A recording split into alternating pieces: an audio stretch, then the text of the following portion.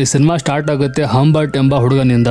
ಅವನಿಗೆ ಆನೆಬೆಲ್ ಎಂಬ ಹುಡುಗಿ ಮೇಲೆ ಲವ್ ಅಟ್ ಫಸ್ಟ್ ಸೈಟ್ ಆಗುತ್ತೆ. ಹಂಬರ್ಟ್ ತನ್ನ ಪ್ರೀತಿಯನ್ನು ಬೇಗನೆ ಎಕ್ಸ್ಪ್ರೆಸ್ ಮಾಡದೆ ಹಾಗೆ ಟೈಮ್ ವೇಸ್ಟ್ ಮಾಡ್ತಾನೆ. ಬರೀ ನೋಡ್ತಾನೆ ಖುಷಿಯಿಂದ ಇರ್ತಾನೆ.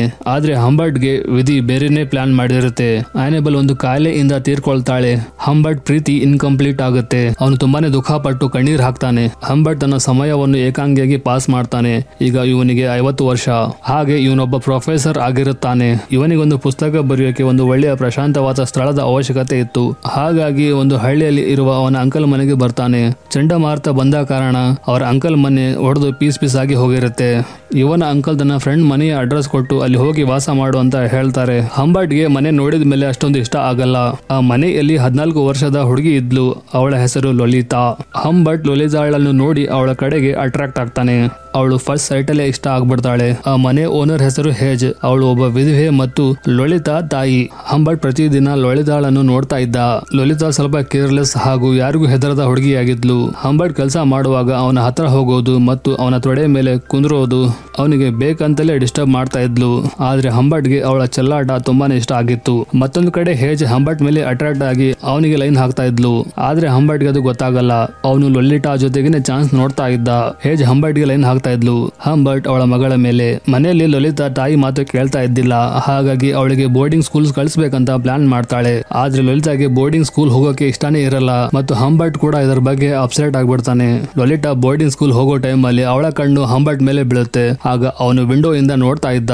ಲಲಿತಾ ಅಲ್ಲಿಂದ ಓಡಿ ಬಂದು ಹಂಬರ್ಟ್ ಮೇಲೆ ಜಂಪ್ ಮಾಡಿ ಲಿಫ್ಟ್ ಕಿಸ್ ಕೊಡ್ತಾಳೆ. ನಂತರ ಮತ್ತೆ ಅಲ್ಲಿಂದ ಓಡಿ ಹೋಗಿ ಕಾರ್ ನಲ್ಲಿ ಕೂಳ್ತಾಳೆ. ಅದೇ ದಿನ ಹಂಬರ್ಟ್ಗೆ ಒಂದು ಲವ್ ಲೆಟರ್ ಸಿಗುತ್ತೆ. ಅದು ಹೇಜ್ ಬರ್ದಿದ್ದಾಗಿರುತ್ತೆ. ಆ ಲೆಟರ್ ನಲ್ಲಿ ನಿನ್ನ ತುಂಬಾ ಪ್ರೀತಿಸ್ತಾ ಇದ್ದೀನಿ. ನೀನು ಇಲ್ಲೇ ಫ್ರೀ ಆಗಿ ಇರ್ಬೇಕಂದ್ರೆ ನನ್ನ ಮದುವೆ ಮಾಡ್ಕೋಬೇಕು ಅಂತ ಬರೆದಿರುತ್ತೆ. ಈಗ ಹಂಬರ್ಟ್ಗೆ ಲಲಿತಾನಿಂದ ದೂರ ಹೋಗೋದು ಇಷ್ಟ ಇದ್ದಿಲ್ಲ. ಅವಳ ಹತ್ರ ಇರೋಕೆ ಹೇಜ್ ಜೊತೆಗೆ ಮದುವೆ ಆಗ್ತಾನೆ. ಇವನು ಹೇಜ್ಗೆ ದಿನಾಲು ನಿದ್ರೆ ಮಾತ್ರೆ ಕೊಟ್ಟು ಅವಳ ಪಕ್ಕ ಮಲಗ್ತಾ ಇದ್ದ. ಅವಳ ಜೊತೆಗೆ ದೈಹಿಕ ಸಂಬಂಧ ಹೊಂದಲ್ಲ. ಯಾಕಂದ್ರೆ ಹಂಬರ್ಟ್ ಲಲಿತಾಗೆ ಲವ್ ಮಾಡ್ತಾ ಇದ್ದ. ನಂತರ ಹೇಜ್ ಆ ಡ್ರಾಯರ್ ಮುರಿದು ಡೈರಿ ನೋಡ್ತಾಳೆ. ಅದರಲ್ಲಿ ಹಂಬರ್ಟ್ ಲಲಿತಾ ಮೇಲೆ ಇದ್ದ ತನ್ನ ಫೀಲಿಂಗ್ ಅನ್ನು ಬರೆದಿರುತ್ತಾನೆ. ಹೇಜ್ ಆ ಡೈರಿ ನೋಡಿ ತುಂಬಾನೇ ದುಃಖ ಪಡ್ತಾ ಕಣ್ಣೀರ್ ಹಾಕ್ತಾ ಇದ್ದಾಗ ಹಂಬರ್ಟ್ ಕೂಡ ಬರ್ತಾನೆ. ಹೇಜ್ ಕಣ್ಣೀರ್ ಹಾಕ್ತಾ ಅವನ ಕಡೆಗೆ ನೋಡಿ ನೀನ್ ಎಷ್ಟು ಕ್ರೂರನಿದೀಯಾ, ನನಗೆ ಡಿವೋರ್ಸ್ ಬೇಕು ಅಂತ ಕೇಳ್ತಾಳೆ. ಹಂಬರ್ಟ್ ಅವಳನ್ನು ಕನ್ವಿನ್ಸ್ ಮಾಡಲು ಟ್ರೈ ಮಾಡ್ತಾನೆ. ಆಗ ಅವಳು ಸಿಟ್ ಮಾಡ್ಕೊಂಡು ಮನೆಯಿಂದ ಆಚೆ ಬಂದು ಒಂದು ಪಾರ್ಕ್ ಕಡೆಗೆ ಹೋಗುವಾಗ ಸಡನ್ ಆಗಿ ಒಂದು ಕಾರ್ ಬಂದು ಅವಳನ್ನು ಹೊಡ್ಕೊಂಡು ಹೋಗುತ್ತೆ. ಇದರಿಂದ ಆನ್ ಸ್ಪಾಟ್ ಅವಳ ಡೆತ್ ಆಗುತ್ತೆ. ನಂತರ ಹಂಬರ್ಟ್ ಸೀದಾ ಲಲಿತಾ ಬೋರ್ಡಿಂಗ್ ಸ್ಕೂಲ್ ಹೋಗಿ ಅವಳ ತಾಯಿ ಆರೋಗ್ಯ ಸರಿ ಇಲ್ಲ, ನಾನು ಲಲಿತಾ ಫಾದರ್ ಅಂತ ಹೇಳಿ ಅವಳನ್ನು ಸ್ಕೂಲ್ ನಿಂದ ಕರ್ಕೊಂಡು ಬರ್ತಾನೆ. ಇವರು ಕಾರ್ ನಲ್ಲಿ ಮನೆ ಕಡೆ ಜರ್ನಿ ಮಾಡ್ತಾ ಬರುವಾಗ ರಾತ್ರಿ ಆಗುತ್ತೆ. ಇವರಿಬ್ಬರು ಹೋಟೆಲ್ ನಲ್ಲಿ ಸ್ಟೇ ಮಾಡ್ತಾರೆ. ಆಗ ಅದೇ ಹೋಟೆಲ್ ನಲ್ಲಿ ಕ್ವಿಲ್ಟಿ ಎಂಬ ಬಿಸ್ನೆಸ್ ಮ್ಯಾನ್ ನ ಕಣ್ಣು ಲಲಿತಾ ಮೇಲೆ ಬೀಳುತ್ತೆ. ಅವನು ಅಂದಿನಿಂದ ಲಲಿತಾಗೆ ಫಾಲೋ ಮಾಡಲು ಶುರು ಮಾಡ್ತಾನೆ. ಆ ಹೋಟೆಲ್ ನಲ್ಲಿ ಡಬಲ್ ಬೆಡ್ ರೂಮ್ ಎಲ್ಲ ಬುಕ್ ಆಗಿ ಹೋಗಿರುತ್ತೆ. ಇವರಿಗೆ ಒಂದೇ ಬೆಡ್ ಇರುವ ರೂಮ್ ಸಿಗುತ್ತೆ. ಇಬ್ಬರು ಜೊತೆಗೇನೆ ಮಲಗ್ತಾರೆ ಮತ್ತು ಇಂಟಿಮೇಟ್ ಆಗ್ತಾರೆ. ಮರುದಿನ ಹಂಬರ್ಟ್ ಮತ್ತು ಲಲಿತಾ ಜರ್ನಿ ಸ್ಟಾರ್ಟ್ ಮಾಡ್ತಾರೆ. ಆಗ ದಾರಿಯಲ್ಲಿ ಲಲಿತಾ ತನ್ನ ತಾಯಿ ಬಗ್ಗೆ ಕೇಳಿದಾಗ ಹಂಬರ್ಟ್ ನಿನ್ನ ತಾಯಿ ಒಂದು ಆಕ್ಸಿಡೆಂಟ್ ನಲ್ಲಿ ಸತ್ತು ಹೋದ್ಲು ಅಂತ ಹೇಳ್ತಾನೆ. ಆಗ ಲಲಿತಾ ತುಂಬಾನೇ ದುಃಖ ಪಟ್ಟು ಕಣ್ಣೀರ್ ಹಾಕ್ತಾಳೆ. ನಂತರ ಹಂಬರ್ಟ್ ಅವಳನ್ನು ಖುಷಿ ಪಡಿಸಲು ಕಾರಲ್ಲಿ ಟೂರ್ ಹೊಡಿತಾನೆ. ಅದಾದ್ಮೇಲೆ ಹಂಬರ್ಟ್ ತನ್ನ ಮನೆ ಹತ್ರ ಇರುವ ಸ್ಕೂಲ್ ನಲ್ಲಿ ಲಲಿತಾಗೆ ಅಡ್ಮಿಷನ್ ಮಾಡಿಸ್ತಾನೆ. ಸ್ಕೂಲ್ ನಲ್ಲಿ ಒಂದಿನ ಇವೆಂಟ್ ಇರುತ್ತೆ. ಅದರಲ್ಲಿ ಲಲಿತಾ ಭಾಗಿಯಾಗಲು ಕೇಳಿದಾಗ ಹಂಬರ್ಟ್ ನಿರಾಕರಿಸುತ್ತಾನೆ. ಯಾಕಂದ್ರೆ ಆ ಇವೆಂಟ್ ನಲ್ಲಿ ಹುಡುಗರು ಕೂಡ ಇದ್ರು. ಆದ್ರೆ ಲಲಿತಾ ತನ್ನ ಮಾತನ್ನು ಒಪ್ಪಿಸಲು ಅವನನ್ನು ಸೆಡ್ಯೂಸ್ ಮಾಡ್ತಾಳೆ. ಕಡೆಗೆ ಹಂಬರ್ಟ್ ಆ ಇವೆಂಟ್ ನಲ್ಲಿ ಪಾರ್ಟಿಸಿಪೇಟ್ ಮಾಡಕ್ಕೆ ಅಗ್ರಿ ಆಗ್ತಾನೆ. ಒಂದಿನ ಸ್ಕೂಲ್ ನಿಂದ ಕಾಲ್ ಬರುತ್ತೆ. ಅದರಲ್ಲಿ ಲಲಿತಾ ಸ್ಕೂಲ್ಗೆ ರೆಗ್ಯುಲರ್ ಆಗಿ ಬರ್ತಾ ಇಲ್ಲ ಮತ್ತು ಕ್ಲಾಸ್ ಅನ್ನು ಬಂಕ್ ಮಾಡ್ತಾ ಇದ್ದಾಳೆ. ಇದನ್ನು ಕೇಳಿ ಹಂಬರ್ಟ್ಗೆ ಲಲಿತಾ ಮೇಲೆ ಡೌಟ್ ಬರುತ್ತೆ. ಲಲಿತಾ ಬಂದ ಮೇಲೆ ಕೇಳಿದಾಗ ಇಬ್ಬರ ನಡುವೆ ಫೈಟ್ ಆಗುತ್ತೆ. ಹಂಬರ್ಟ್ ಸಿಟ್ಟಿನಿಂದ ಕೆನ್ನೆಗೆ ಬಾರಿಸ್ತಾನೆ. ಇದರಿಂದ ಲಲಿತಾ ಅಳ್ತಾ ಸಿಟ್ಟಿನಿಂದ ಮನೆಯಿಂದ ಓಡಿ ಹೋಗಿ ಒಂದು ಐಸ್ ಕ್ರೀಮ್ ಶಾಪ್ ನಲ್ಲಿ ಬಚ್ಚಿಟ್ಕೊಳ್ತಾಳೆ. ಹಂಬರ್ಟ್ ಕೂಡ ಅವಳನ್ನು ಹುಡುಕ್ತಾ ಆ ಶಾಪ್ ಗೆ ಬರ್ತಾನೆ. ಲಲಿತಾ ತನ್ನನ್ನು ಟೂರ್ ಗೆ ಕರ್ಕೊಂಡು ಹೋದ್ರೆ ಮಾತ್ರ ತನ್ನ ಜೊತೆಗೆ ಮನೆಗೆ ಬರ್ತೀನಿ ಅಂತ ಹಂಬರ್ಟ್ ಗೆ ಹೇಳ್ತಾಳೆ.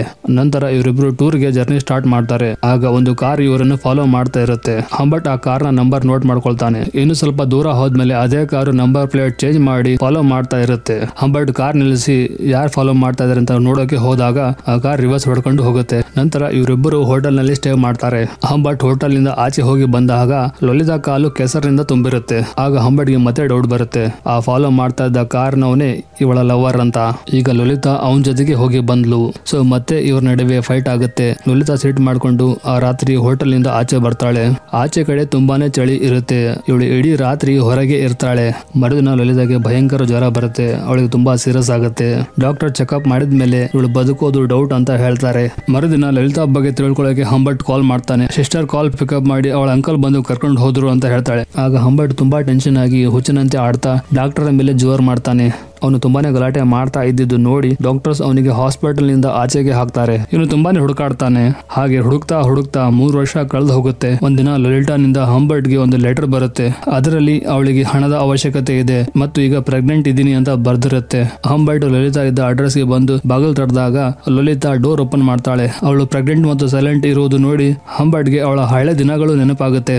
ನಂತರ ಹಂಬರ್ಟ್ ಅವಳನ್ನು ಮಾತಾಡಿಸಿ ನೀನು ಯಾರ ಜೊತೆಗೆ ಹಾಸ್ಪಿಟಲ್ ನಿಂದ ಓಡ್ ಹೋಗಿದ್ದೆ ಅಂತ ಕೇಳಿದಾಗ ಅವಳು ಹೆಸರು ಹೇಳಿ ಮತ್ತು ಅವನು ನನ್ನ ಜೊತೆಗೆ ಬ್ಲೂ ಫಿಲ್ಮ್ ತೆಗಿಯೋಕೆ ತುಂಬಾನೇ ಟಾರ್ಚರ್ ಮಾಡ್ತಾ ಇದ್ದ.